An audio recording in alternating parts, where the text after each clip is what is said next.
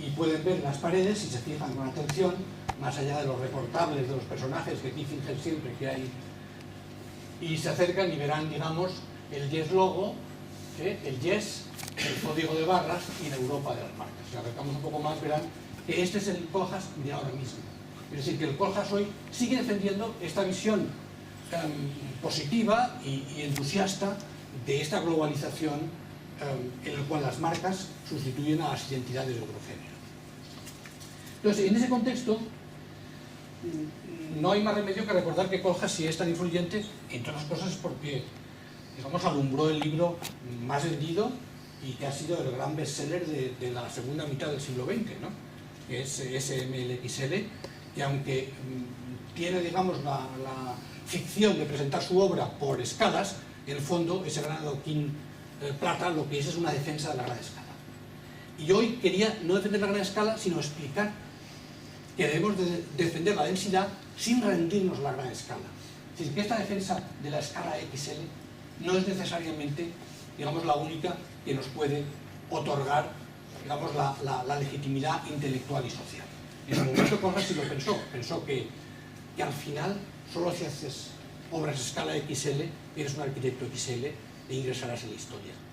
Y yo creo que esto es una forma de verlo probablemente cínica, tiene su parte de razón, las cosas son muy grandes, es imposible no advertirlas, pero me parece que es extraordinariamente desmoralizador en un entorno escolar como este, y luego intentaré explicarlo.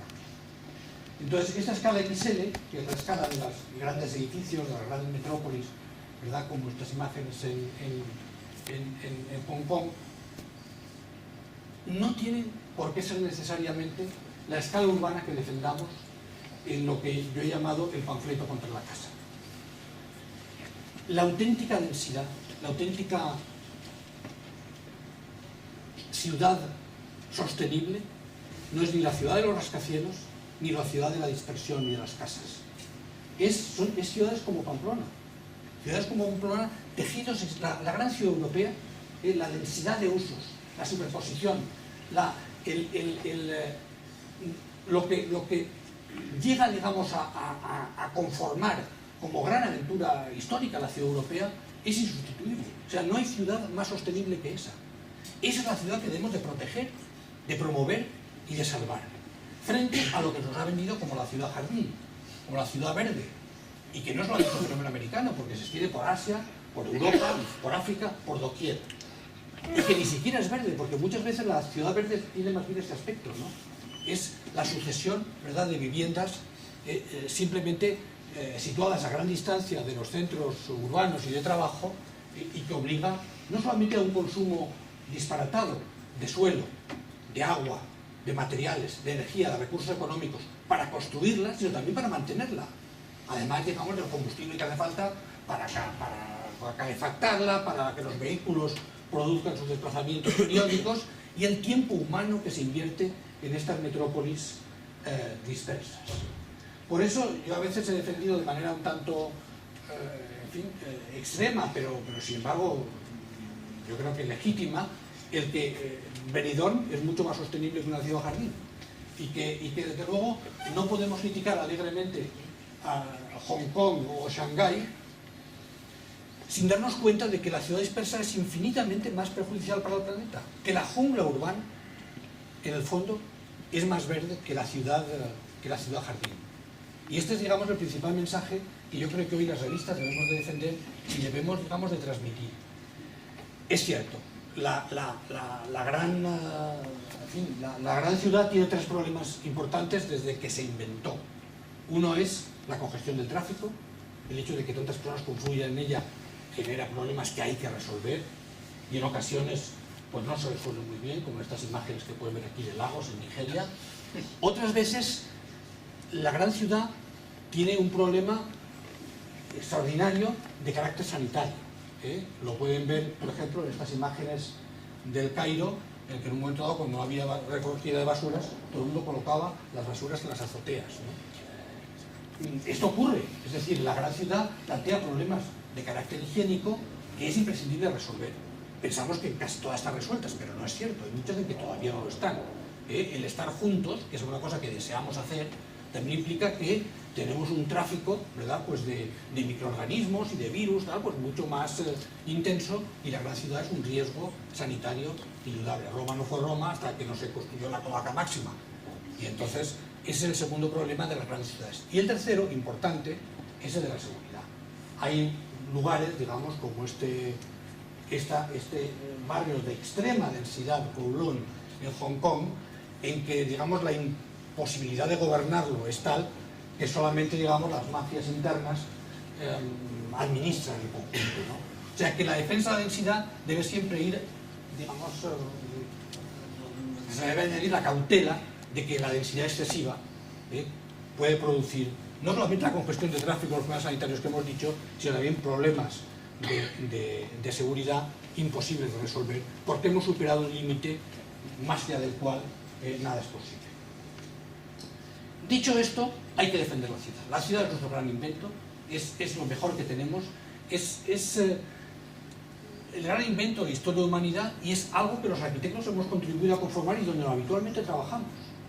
Cuando vemos estos barrios de chabolas, estos barrios de edificación marginal o de ranchitos, como quieran llamarlo, cerca de una gran ciudad, muchos lo ven solamente como una prueba de un fracaso, como un elemento, como si ven esta imagen de Caracas, de desigualdad que nos hiere, extrema. No es así, es un fenómeno de esperanza, porque estos son poblaciones rurales que han dejado la miseria y la ausencia de expectativas de la aldea y han ido a una gran ciudad.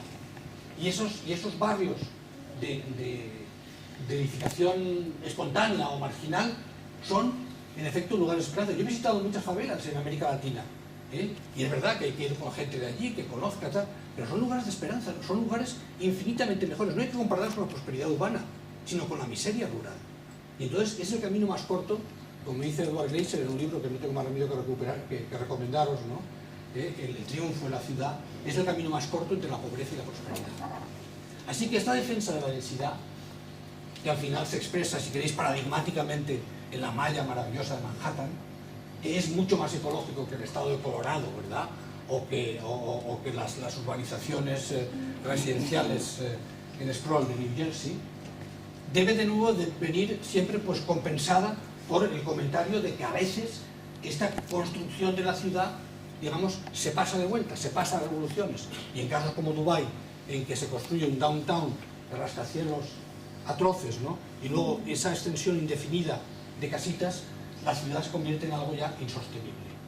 Tan insostenible como en su momento pasó, construyeron el edificio más alto del mundo, le llamaron muy orgullosos Burj Dubai, la torre de Dubái, y con la crisis financiera tuvieron que cambiarle el nombre a Burj Khalifa, porque fue el señor Khalifa, que es el dirigente político y religioso de Abu Dhabi, que es el emirato vecino, el que lo rescató de la ruina.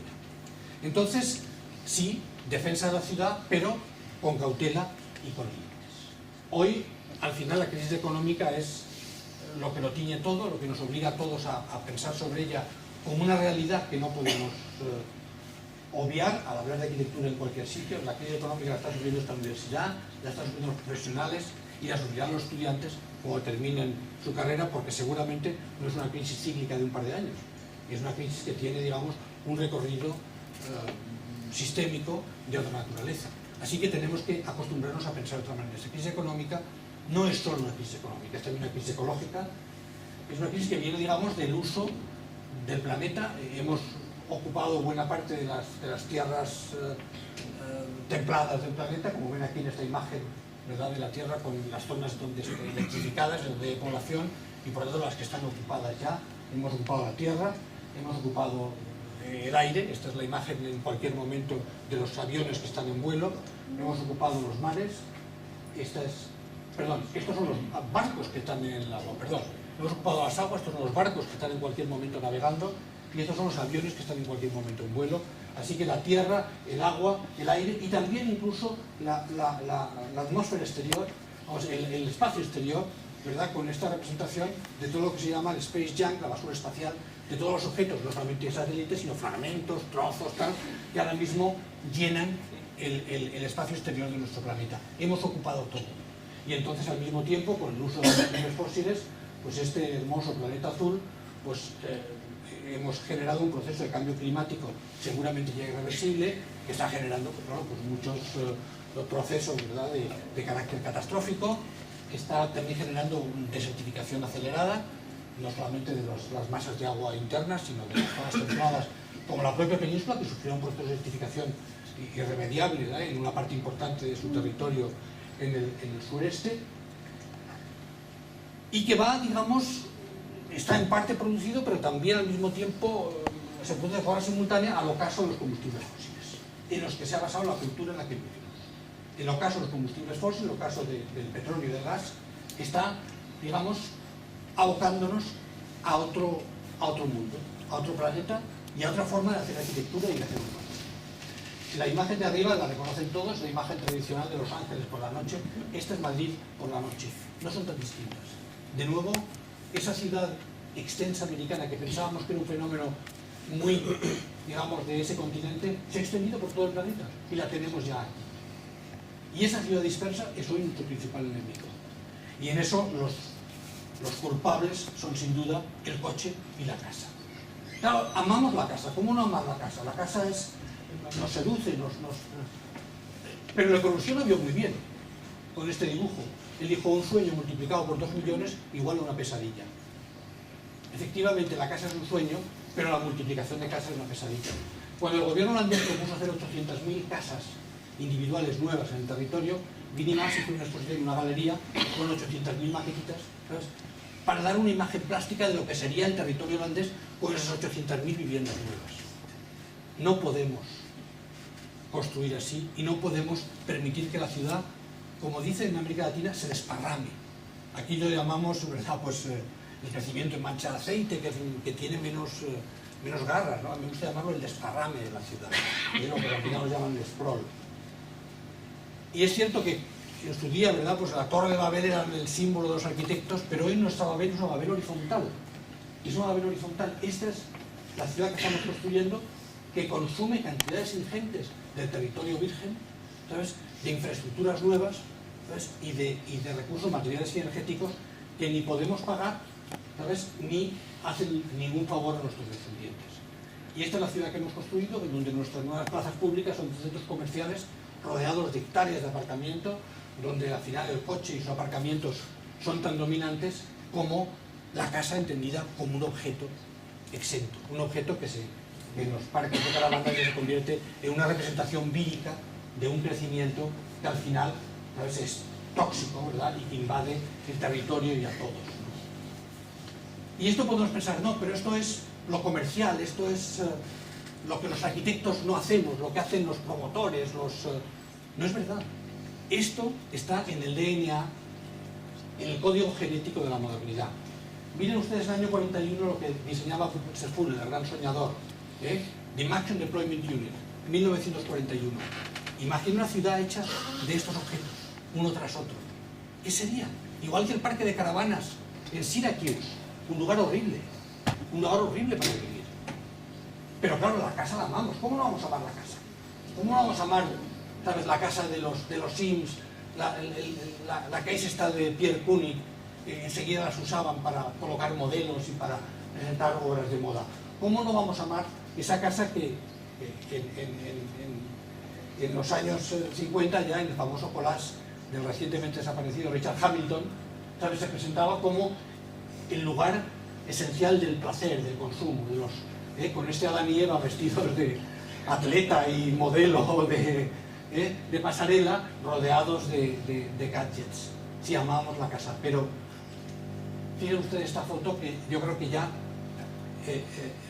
en fecha muy temprana, en los años 60, los artistas empezaron a detectar ese proceso que los sociólogos llaman de anomia, de pérdida de referencias en esa nueva ciudad dispersa. Esa familia almorzando, ¿verdad?, al lado de la autopista, todos, ¿sabes?, en el mismo, y con la única imagen delante, ¿verdad?, de la carretera.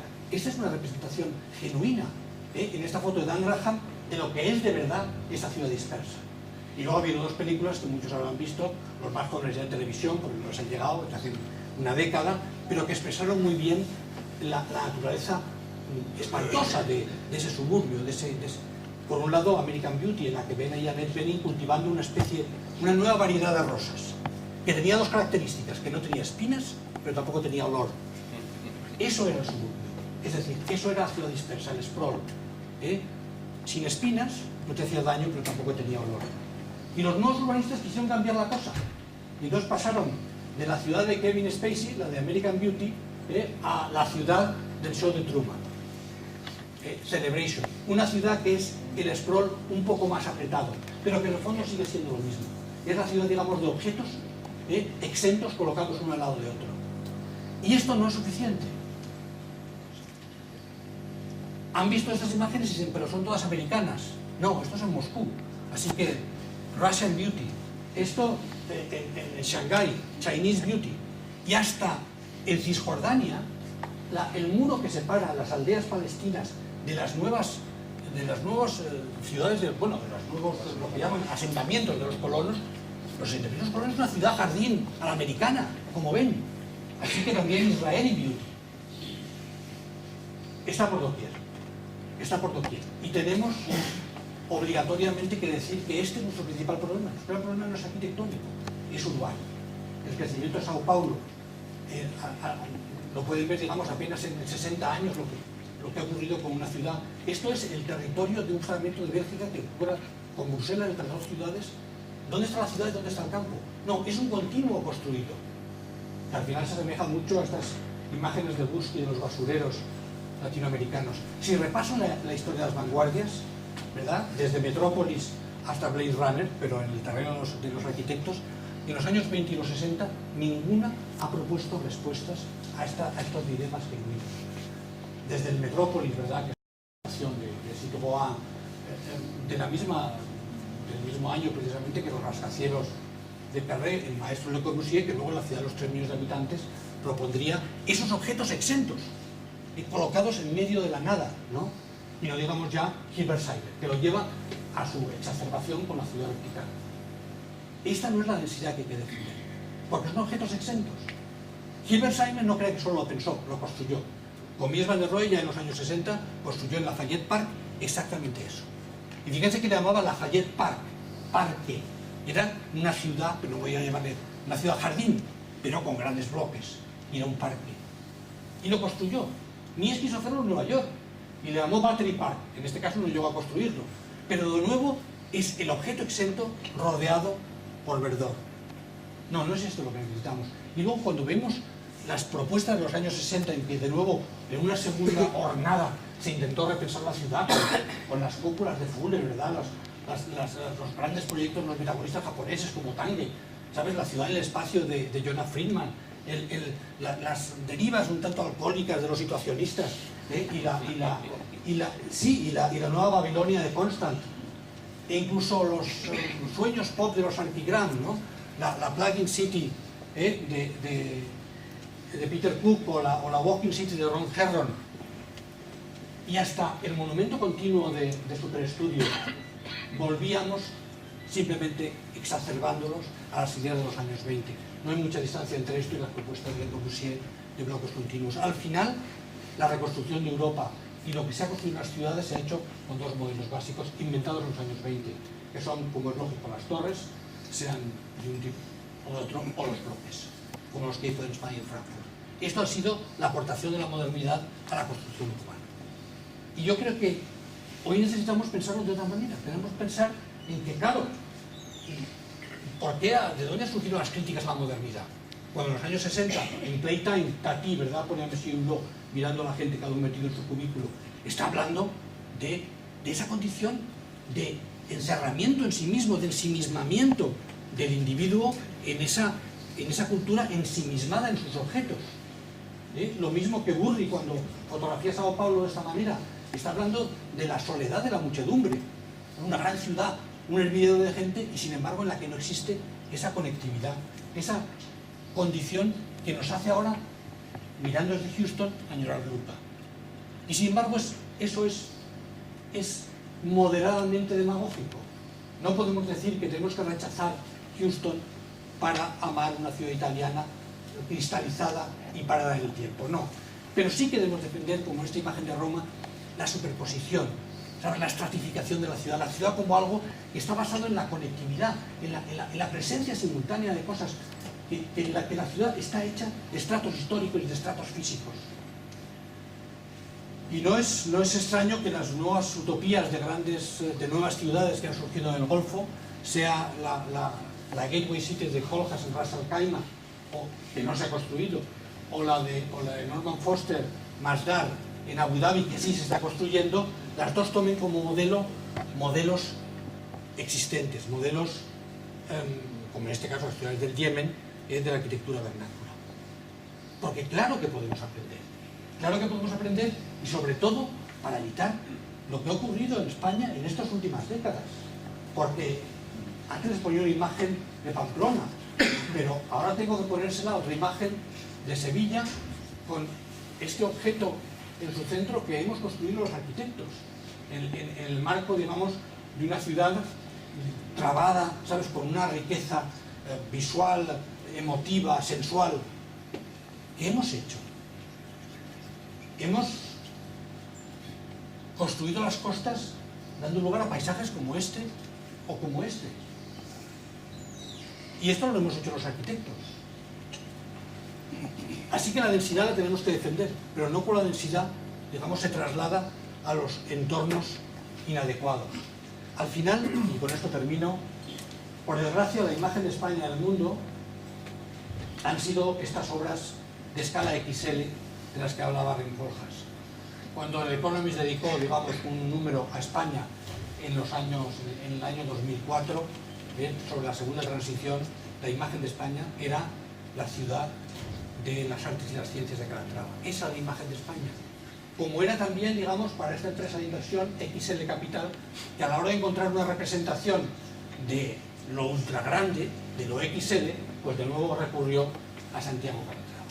Y aquí yo siempre pongo esta imagen que me parece que es importantísima, sobre todo para nuestros estudiantes, ¿no? Y es un pilar de San Pedro, que como saben, de Bramante y después de Miguel Ángel, ¿no?, a la misma escala que el conjunto entero de la obra de Borromini, San Carlo de Quattro Fontane, que es tan pequeña que los romanos llaman San Carlitos.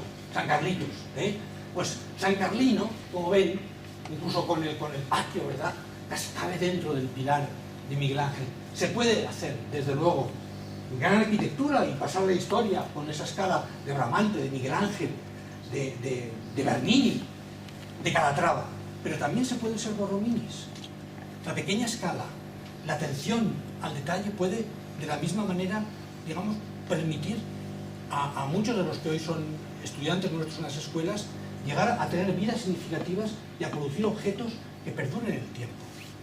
Entonces, hace un par de años hicimos aquí en Pamplona, ¿verdad?, un congreso con el lema más por menos, de cómo hacer más por menos, y con muchos de los mismos protagonistas que unos meses más tarde se expondrían en el MoMA bajo el rótulo Small Scale Big Change, pequeña escala, gran cambio, hablando de los mismos asuntos, de cómo se puede hacer gran arquitectura, a veces con intervenciones mínimas, pero con intervenciones que estén atentas, digamos, a las necesidades de la gente y que hagan un uso económico de los recursos.